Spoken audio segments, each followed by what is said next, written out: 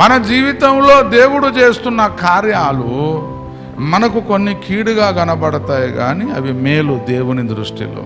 అపవాది అయిన సాతానుడు ఏం చేస్తాడో తెలుసా? కొన్ని మన కళ్ళ ముందు మేలుగా ప్రదర్శిస్తాడు. వాడు ఇది నీకు మేలు బ్రదర్, ఇది నీకు మేలు బ్రదర్ అని, కానీ అది చివరికి కీడై కూర్చుంటుంది. దేవుడు చేస్తున్న కార్యములను బైబిల్ గ్రంథము దృష్టిలో ఉంచుకొని మనము చూడాలి. దేవుడు చేస్తున్న కార్యాలు మన జీవితంలో దేవుని కోణములో మనం చూస్తేనే మేలు మేలుగా కనబడుతుంది, కీడు కీడుగా కనబడుతుంది. దేవుడు చేస్తున్న కార్యములను లోకపు దృష్టిలో చూడాలన్న తాత్పర్యము కలిగి మనం చూస్తాము.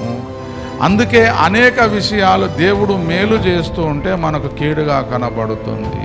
మరొక వైపు దేవుడు కీడు అని చెబుతున్నది మనకు మేలుగా కనబడుతుంది. ఎందుకంటే మనము లోకములో జీవిస్తున్నాము.